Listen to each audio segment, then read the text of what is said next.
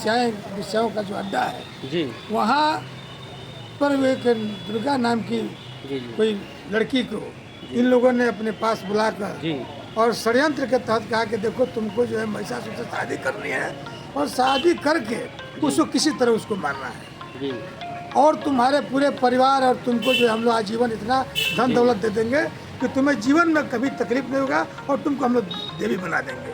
जी तो षड्यंत्र के तहत महिषासुर के साथ जो है दुर्गा की शादी की गई और दुर्गा जी की शादी करने के बाद क्योंकि देखिए मैं भी बहुत दुर्गा जी के मैं शुरू में था अपने गांव में, तो मैं भी दुर्गा जी के पूजन पाठ में मैं जाया करता था जनता में, तो मैं भी ड्रामे में भाग लेता था, मैं भी माँ करता था, मैं भी सम्मान करता था कि हमारे देश की देवी थी अज्ञानता में भी माँ करता था, मैं बड़े चढ़ पर खिंचा लेता था।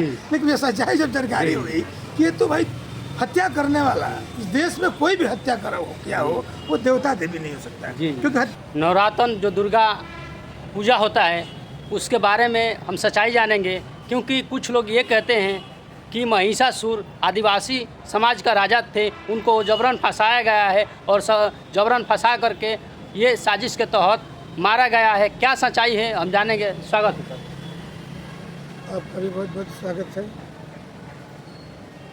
सर परिचय बताइए। परिचय हमारा है राम लगन बौद्ध हमारा नाम है और मेरा गांव जो है बयासी पड़ता है। सर महिषासुर की क्या सच्चाई है? क्या वो महिषासुर राजा थे, उनके साथ छल कपट हुआ है या और राक्षस थे? मुझे तो यहाँ तक पता है कि हमारे महापुरुषों ने किताबें लिखी, तो मैं किताबों में अध्ययन किया कि महिषासुर हमारे देश के मूल निवासी राजा थे, मूल निवासी राजा थे और महिषासुर बहुत शक्तिशाली और बलवान थे। इनको हराने के लिए यहाँ के जो मनवादी सामंतवादी विचारधारा के लोग थे, जो मनवाद को बढ़ावा देने वाले लोग थे, इनको हरा करके उनके राज पर कब्जा करना चाहते थे और कब्जा करके राज पर लेना चाहते थे। बार बार उनके ऊपर हमला किए, हमला करने के बाद भी उनको हरा नहीं पाए।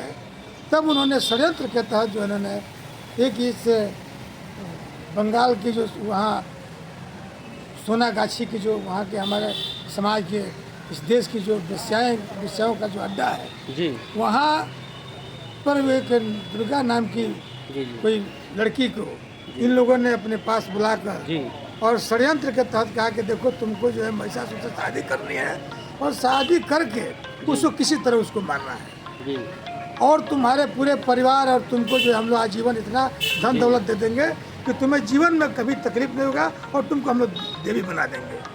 तो षड्यंत्र के तहत महिषासुर के साथ जो है दुर्गा की शादी की गई और दुर्गा जी की शादी करने के बाद क्योंकि देखिए मैं भी बहुत दुर्गा जी के मैं शुरू में था अपने गांव में, तो मैं भी दुर्गा जी के पूजन पाठ में मैं जाया करता था जनता में, तो मैं भी ड्रामे में भाग लेता था, मैं भी माँ करता था, मैं भी सम्मान करता था कि हमारे देश की देवी थी अज्ञानता में भी माँ करता था, मैं बड़े चढ़ पर खिंचा लेता था। लेकिन ये सच्चाई जब जानकारी हुई कि ये तो भाई हत्या करने वाला, इस देश में कोई भी हत्या करा हो क्या हो वो देवता देवी नहीं हो सकता क्योंकि हत्यारा होगा। तो मेरे दिमाग में बैठ गया कि नहीं इन्होंने हत्या किया, हत्या कैसे किया? तो षड्यंत्र के तहत किया इन्होंने।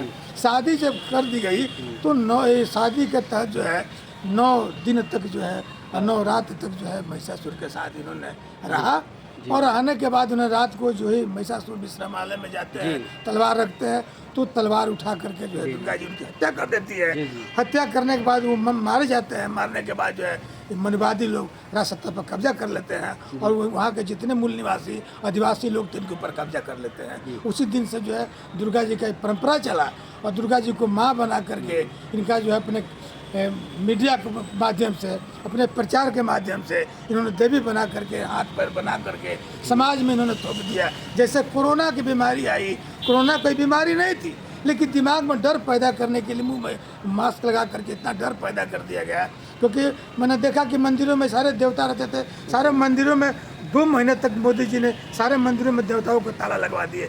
यदि सारे देवताओं में ताकत होती, शक्ति होती तो ताला खुल जाता, लेकिन मोदी जी को लगा कि सारे देवताओं से ही मजबूत आदमी है, तो सच्चाई पता चला। इसी तरह जो है इन सभी लोगों ने मिल करके दुर्गा जी को पैदा किया और डर पैदा कर दिया समाज में कि हमारी माँ है, इन्होंने राक्षस को वध किया।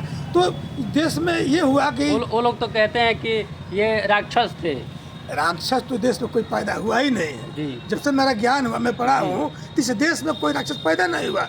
राक्षस तो हमारे जो मूल निवासी लोग थे, आदिवासी लोग थे, इन्हीं को राक्षस कहा गया, इन्हीं को निश्चर कहा गया, इन्हीं को दानव कहा गया। क्योंकि हमारे समाज में राजा बलि थे, बड़े दानी थे। हमारे जो भोजन के जो मूल निवासी राजा थे, बड़े बड़े दान किया करते थे। तो जो दान करते थे हमारे समाज के लोग, उनको दानव कर दिया गया। जो नीचे होकर के खेतों में पानी डाल करके सोते थे, खेत को रक्षा करते थे, उनको जो है रक्षा करते थे, उनको मैंने निश्चर बना दिया। नीचे होकर सोते थे तो उनको निश्चर बना दिया गया, और जो रक्षा करते थे उनको राक्षस बना दिया गया। तो तमाम जो है इस तरह की बातें जो है हमारे समाज के ऊपर थोपा गया चीज़ है।